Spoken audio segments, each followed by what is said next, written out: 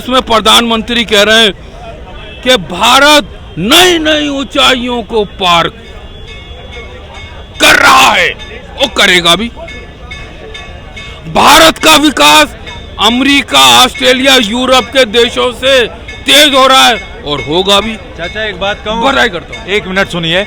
आप प्रधानमंत्री चिल्ला रहे हैं। दिल्ली में जो सरकार है उसकी पूरी पार्टी पे भ्रष्टाचार का आरोप है। पहले अपने प्रधानमंत्री से ये कहो कि वो इलेक्शन कमीशन से रिक्वेस्ट करें और ये जो खोखले वादे लोग करते हैं उन पे पहले एक्शन लेने के लिए बात करें। बाकी जो उनका विजन है वो तो चलता रहेगा, बाकी सब ठीक है। लेकिन पहले अपना जो मूल्य काम है जो उनको करना चाहिए वो तो वो लोग कर नहीं पा रहे। अपने सांसद विधायक तो संभाल नहीं पा रहे।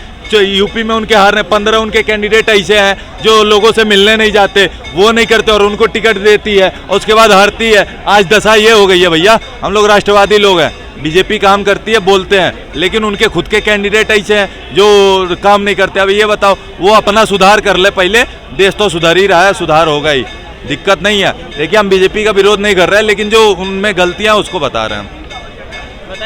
देखिए, ये बीजेपी और किसी पार्टी पर नहीं है। नीति आयोग की 8वीं गवर्निंग बॉडी की मीटिंग थी। 11 मुख्यमंत्रियों ने बायकॉट किया, जिसमें दिल्ली के भी थे और मेरी ममता भी, नाम नहीं लेना चाहता। 11 के 11 मुख्यमंत्री से कहूँगा कि ये जो भारत का संविधान है, ये आपको मुख्यमंत्रियों के सम्मेलन का बायकॉट करने की अनुमति नहीं देता। आर्टिकल 14, 19, 51A के तहत मुख्यमंत्री अगर बायकॉट करता है, नंबर 1 वो देश का विकास रोकता है, जो डिस्कशन होता है वो रोकता है।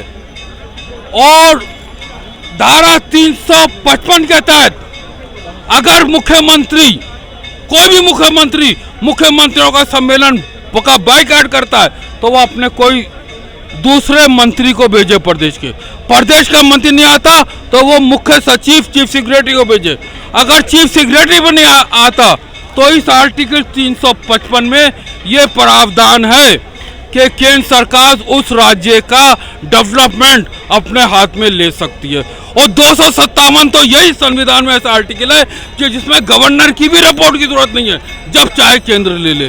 और 356 तो आप जानते हैं, एक मिनट, कि गवर्नर की रिपोर्ट की जरूरत। 8वीं बैठक थी ना, 2 बार कोविड के चलते नहीं हुई, 8वीं बैठक थी। ममता बनर्जी कितनी बार बाइकआउट कर चुकी हैं? कौन सी कार्रवाई कर दी आपके प्रधानमंत्री ने? यही तो गलतियां हैं इनकी, जो भारत के संविधान में खामियां हैं, जो विपक्ष के लोग उसका फायदा उठाते हैं और जो इनको पावर है ये अपने पावर का यूज नहीं करते। तो ये भी तो राजनीति कर रहे हैं और राजनीति से भैया देश नहीं चलता। ठीक है,